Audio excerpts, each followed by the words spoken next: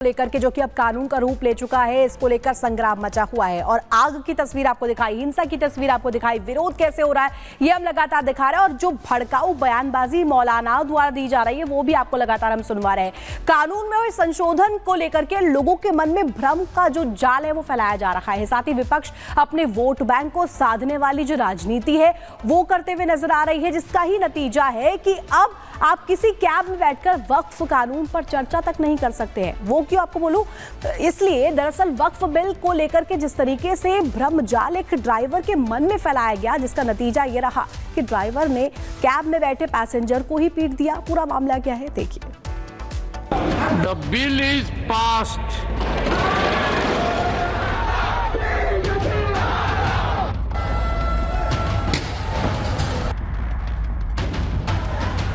गांधी की तरह इस कानून को फाड़ता हूं। हर चीज की जब नाकामी हो गई, ये जो वक्फ बिल लाए हैं नाकामी का पर्दा है। संसद से लेकर सड़क तक मुसलमानों के रहनुमा बने नेता और मौलाना भड़काने से बाज नहीं आ रहे। वक्फ कानून को लेकर डर और भ्रम का जाल बुना जा रहा है, मुसलमानों को बरगलाया जा रहा है। सियासत की आड़ में कानून का मजाक बनाने वाले शायद नहीं जानते कि उनकी बयानबाजी का जमीन पर क्या असर होता है। इन दिनों देश भर में वक्फ बोर्ड को लेकर सियासत तेज है, लेकिन उन्नाव में एक रिटायर्ड कर्नल को वक्फ बोर्ड पर बातचीत करना महंगा पड़ गया। वक्फ बोर्ड की आलोचना करने पर मुस्लिम कैब ड्राइवर ने कर्नल की सरेराह जमकर पिटाई कर दी। दरअसल रिटायर्ड कर्नल सूर्य प्रताप सिंह ने कानपुर से लखनऊ जाने के लिए एक कैब बुक की थी। इस दौरान फोन पर अपने एक परिचित से वक्फ बोर्ड पर बातचीत करने लगे। उन्हें इस बात का जरा भी अंदेशा नहीं था कि कैब ड्राइवर मुस्लिम है। कैब ड्राइवर वसीम शुरुआत में उनकी बातें चुपचाप सुनता रहा। ड्राइवर वसीम को कर्नल की बातें नागवार गुजरी। फिर उसने रास्ते में अपने कुछ साथियों को बुला लिया।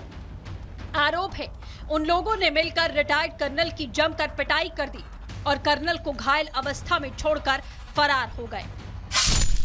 मारपीट की इस घटना के बाद घायल कर्नल सूर्य प्रताप सिंह ने एक वीडियो बनाकर सोशल मीडिया पर अपनी आपबीती साझा की, जिसमें वो बेहद चोटिल नजर आ रहे थे। वक्फ कानून के खिलाफ विरोध तेज होता जा रहा है। लड़ाई तीन तरह से लड़ी जा रही है। एक अदालत में याचिकाओं के जरिए चुनौती, दूसरा सियासतदानों के भड़काऊ बयान और तीसरा देश के मुसलमानों को बरगलाने की साजिश। राजनीतिक नेताओं से लेकर खुद को मुगलिया वंशज कहने वालों ने वक्फ कानून का अंधा विरोध करना शुरू कर दिया है। ऐसे में सवाल उठ रहा है कि क्या वक्फ कानून को तुष्टीकरण की राजनीति करने वाले मानेंगे या नहीं। ये जो वक्फ बिल लाए हैं नाकामी का पर्दा है। मैं उन्हीं मुख्यमंत्री जो 80-90 कह रहे हैं, मैं उनसे जानना चाहता हूँ कि हम 80 में आते हैं कि 20 में आते हैं। वो समझ लें ये लड़ाई 90-10 की है। हमारे मुख्यमंत्री जी को जानते नहीं है। कमनल कुंड का कॉन्स्पिरेसी झुंड काल्पनिक कन्फ्यूजन के जरिए जो है वो समाज के सौहार्द के ताने बाने को छिन्न भिन्न करने की षड्यंत्र साजिशों में लगा हुआ है कि इससे किसी के भी आस्था पर कोई खतरा नहीं, चोट नहीं।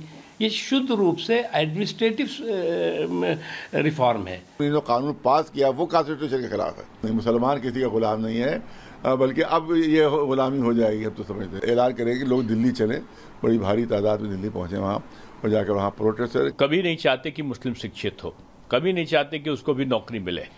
वक्फ कानून वास्तव में जो पिछड़ा, जो वंचित तबका है मुस्लिम वर्ग का, जो गरीब महिलाएं हैं, विधवा महिलाएं हैं या तलाकशुदा महिलाएं हैं, उनके लिए वरदान बनकर आया है। मुसलमानों को भड़काने का कोई मौका नहीं छोड़ा जा रहा। यह हाल तब है जब देश के ही कई मुसलमानों ने सार्वजनिक रूप से कहा है कि वक्फ बोर्ड को चंद लोगों ने फायदे के लिए इस्तेमाल किया, वक्फ बोर्ड को संपत्ति हड़पने का जरिया बनाया गया। अब सुप्रीम कोर्ट में वक्फ कानून के खिलाफ याचिकाओं पर सुनवाई होगी, फिर वक्फ की मनमानी पर हमेशा के लिए रोक लगनी तय है।